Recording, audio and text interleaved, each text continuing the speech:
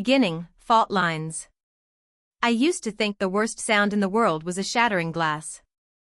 That brittle, staccato chorus after a slip of the hand felt like finality, tiny razors of consequence hiding in the carpet. But the worst sound is actually the way a marriage cleaves in silence. One moment you believe the air between you and your spouse is solid, full of routine jokes and the scuff of children's sneakers. The next, the space is hollowed out, and every breath echoes. I married Jonas at 25, full of caffeine and graduate school arrogance. Jonas was gentle, the sort of man who left post-it notes on the coffee pot. We shared a 2-room apartment that overlooked a rust-brown river and smelled of wet clay after rain. On Sundays he practiced classical guitar beside the open window while I annotated papers for literary theory. We were not flashy, but we were sure. When the first baby came, a wrinkled, astonishing daughter we named Alba. Our love compressed into something tougher, like carbon under pressure. Sleeplessness dimmed us, but Jonas's patience shone. He carried Alba at 3 a.m., whisper singing half of Fleetwood Mac while I pumped milk with tears burning behind my eyes. It was messy, raw, and strangely holy. Then life accelerated. I accepted a lectureship an hour away, my commute carved out of dawn. A second pregnancy followed. Our son, Nico, arrived in a swirl of complications that strapped us with hospital debt and nights propped in NICU chairs. Jonas and I turned to survival, checklists, pill schedules, who changed which diaper when. Love can starve on efficiency. We began talking only on handoff, tag-it parenting. Dates vanished behind the firewall of maybe next month. My mother, Diane, moved closer to help. She was 54, vivacious, and newly divorced from my dad, an accountant who believed emotions were decimal points. Jonas liked Diane. Everyone did. She brought lasagna in Pyrex, taught Alba to cross-stitch, kept Nico laughing through his oxygen tank phase. In hindsight, I see the gravitational pull, Jonas, fatigued to the marrow, and Diane, energized by midlife freedom, orbiting each other in the kitchen while I graded essays on postmodern identity. At 33, I cheated. The affair was not cinematic, no candles or clandestine hotel rooms. It was a colleague, Marcus, who quoted Barth's over cheap bar wine. I wanted to remember I was more than drool-stained t-shirts. Marcus wanted, well, probably the same. It lasted 6 weeks, Tuesday lunches that bled into conference room makeouts, a Saturday department retreat that was only us, a rental cabin, and a late April storm. The guilt arrived like low-pressure nausea. Yet confession felt impossible. Home was wobbling on stilts of routine. If I kicked one out, the entire scaffold might crash onto the kids. So I ended it, buried it, and tried to relearn Jonas the way people relearn stairs after a concussion. Secrets, though, ferment. Mine curdled in my voice, made me flinch when Jonas kissed my shoulder. He sensed fracturing but misread it as simple exhaustion. When I turned from him at night, he softly apologized for snoring, a thing he never did. 2 months later, Jonas found the evidence. A single text I should have deleted glowed on my charging phone while I bathed the kids. The content was tame, miss you are smile, M. The timestamp and the intimacy stitched enough context to unravel everything. Jonas confronted me with a tremor I'd never seen, shame, rage, and a pleading kind of hurt. I confessed between sobs that soaked my shirt. He left the house and did not come back until dawn. In the half-light he said one serrated sentence, "You've pulverized us." Then he made eggs for Alba as if the apocalypse required protein. The weeks that followed ruptured any normalcy. Jonas vacillated between politeness and glacial quiet, a man reading a foreign manual on how to breathe. Therapy was suggested, scheduled, and attended until Jonas no-showed session 3. He started sleeping in the guest room. When guilt pressed me, I slept on the sofa to avoid hearing him cry into a pillow that wasn't mine. One humid August Wednesday, Jonas told me he was traveling for space. He packed a single suitcase, kissed the kids, and drove away without looking back through the kitchen glass door where I sank, slippery with dread. The children asked how long Daddy's trip was. I answered with a lie that tasted like pennies, just a couple of weeks, loves. Jonas did return, after 6 weeks, tanned from the Carolinas, eyes steadied by something steeled inside him. He hugged the kids, talked logistics with me, but his gaze flew right past my face. He wore new cologne, sharper top notes than the sandalwood I'd gifted him on our 5th anniversary. If I inhaled, it smelled like goodbye. Middle, collisions. September morphed into a gauntlet. First days of kindergarten for Alba, specialist checkups for Nico's lingering asthma, mid-semester grading storms. Jonas rented an apartment 10 minutes away for clarity, he said, but came by most evenings to read Alba her Princess Astronaut books and build Nico's Lego satellites. Our arrangement calcified, we were co-parents orbiting pain. He never spoke the affair aloud again, but it hovered like a fluorescent hum. Then the improbable detonated. I arrived at my mother's condo on a chilly Friday to drop off the kids for her weekend sleepover. Jonas's car was in her driveway. Not unusual, he often delivered the children when my lectures ran long. But inside, Diane and Jonas sat at the oak dining table alone, no crayons, no mismatched Cinderella socks on the floor. 2 coffee mugs cooled between them. They jerked apart as if shocked by unseen wires, expressions stapled with guilt.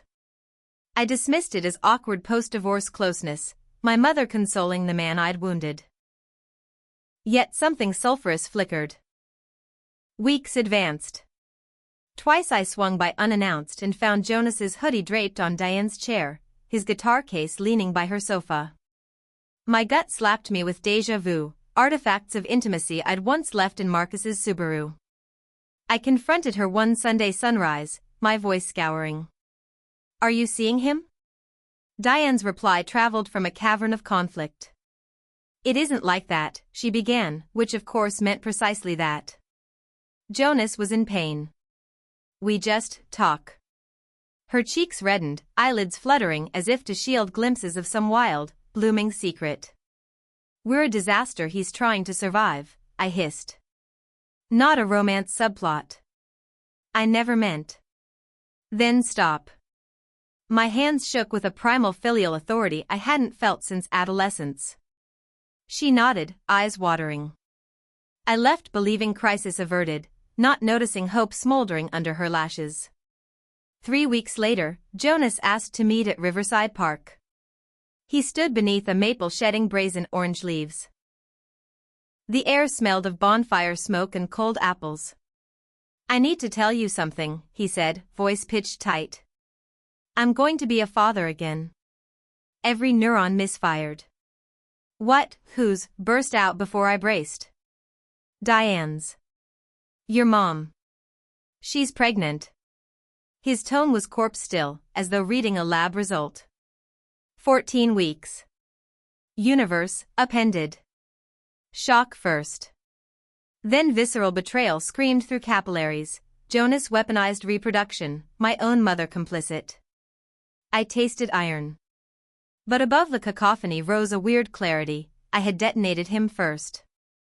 My sin fed this chain reaction. Still, knowledge did not dull the shrapnel. I walked away wordless, leaves crunching like old bones. Later, inside my car, I sob-howled until dizziness forced me still. I phone-called Diane, but she did not pick up. My throat ached with unanswered rings. That night I explained fragments to Alba and Nico. "Daddy's going to have another baby, and Grandma will be the mommy." Their faces knit confusion. Alba asked whether that made the baby her aunt or sister. I had no language for such hybrid kinship. "Maybe both," I whispered, half lying again. The town buzzed. Small communities digest scandal like piranhas on raw meat. Grocery lines hushed as I entered, eyes flicked to my children. At work, colleagues offered thinly veiled curiosity masquerading as sympathy. I answered none. Diane tried texting neutral updates, ultrasound photos, due date logistics, but I ignored every ping. Weeks stretched into winter, we became an emotional DMZ. Jonas, to his credit or culpability, continued co-parenting rigorously. He helped with Nico's inhaler schedule, mobily attended Alba's school concerts. Yet each exchange bled awkwardness, my mother's pregnancy bump visible beneath his coat when he turned sideways. The therapist I'd rebooked called this complicated grief, mourning the death of one family structure while another Jonestown of biology formed beside it. I labeled it cruelty. My sessions vacillated between sobs and blank stares.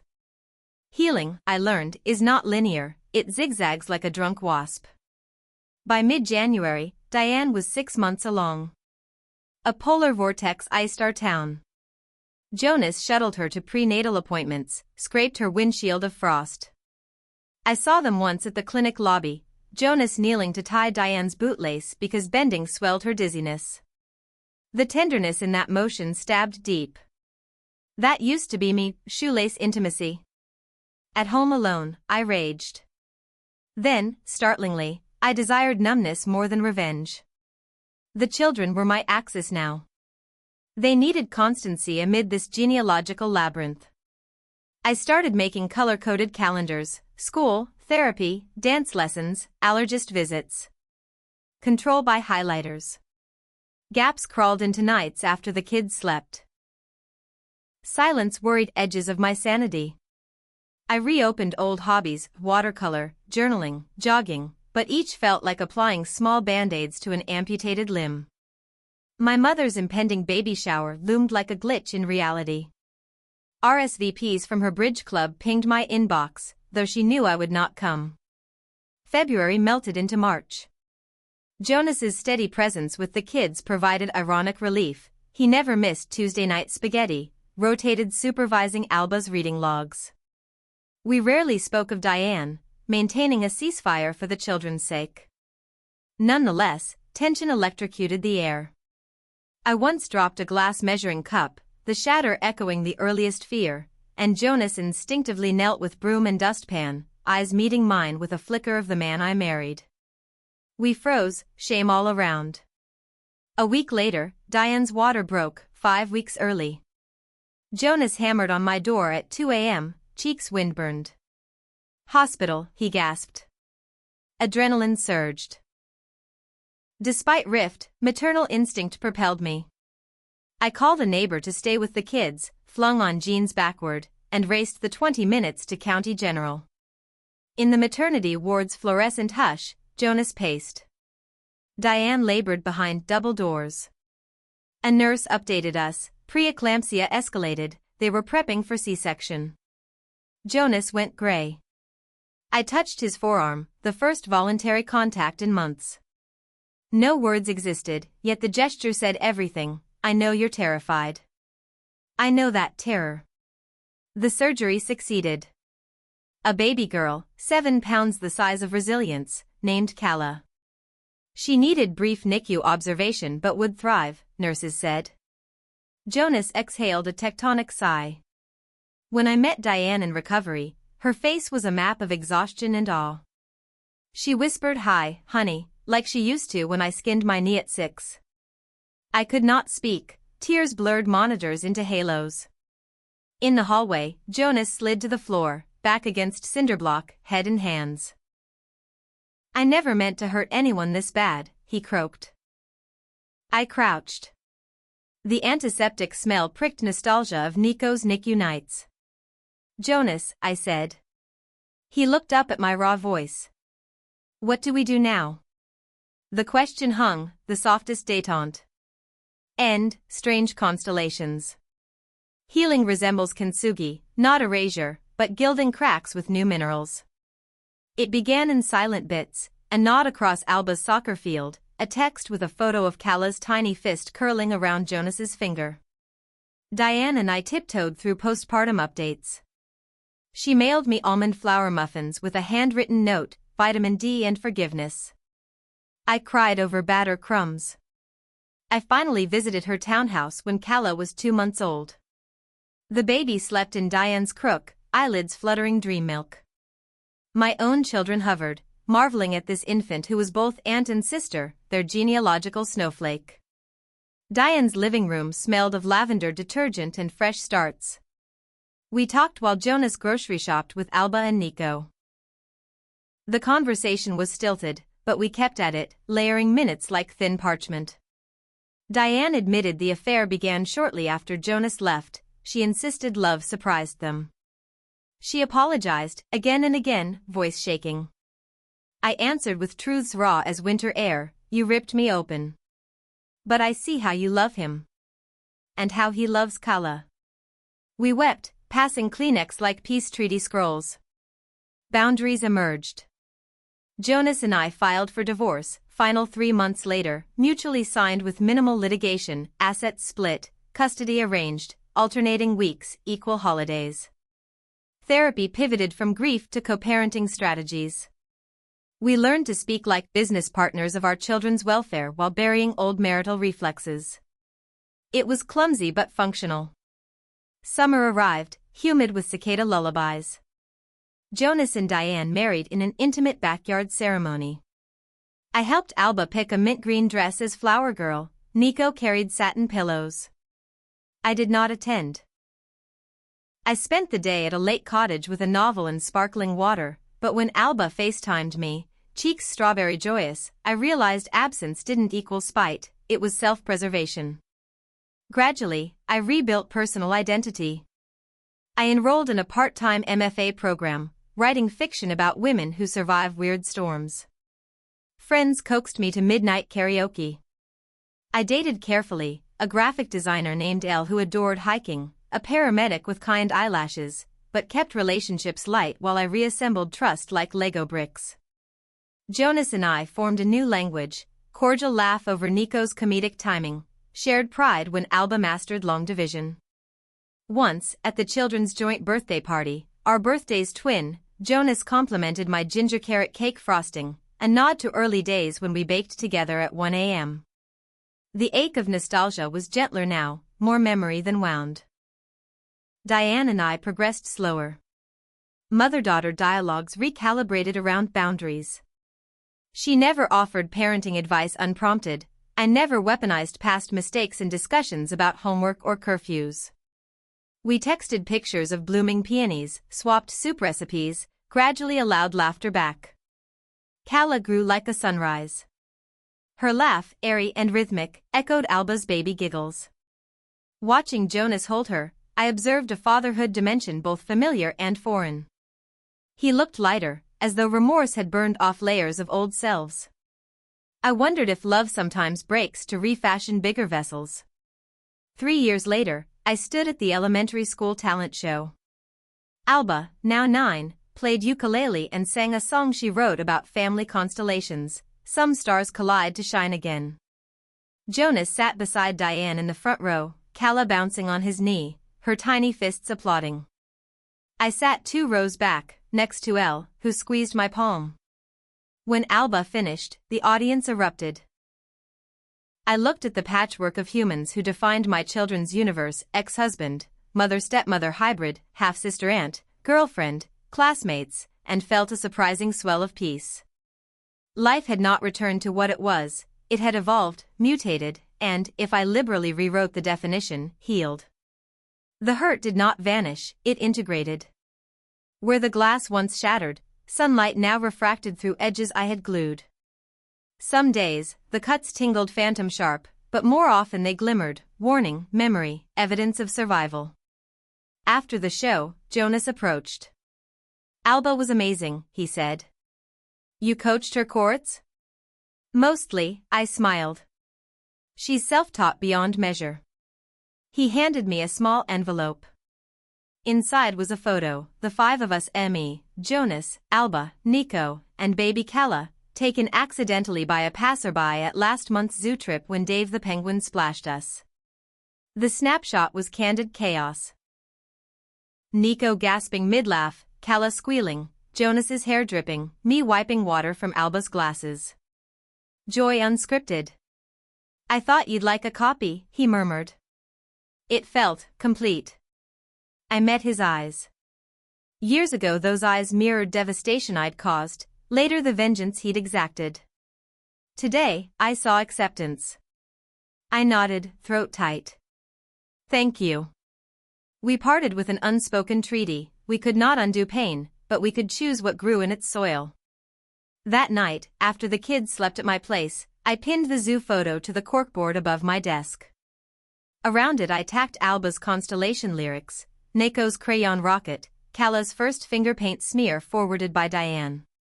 A gallery of chaos and continuity. I opened my laptop to draft a new short story, but instead typed this reflection. As sentences unfolded, I realized the worst sound is not the marriage breaking, nor even betrayal's echo. The worst sound is the hush that follows if we refuse to fill the void. But if we speak, haltingly, truthfully, the silence morphs into something else, an overture. Notes of a future composition neither perfect nor symmetrical, yet resonant with the messy music of being human. And that, I think, is where our story ends, or rather, where it keeps beginning.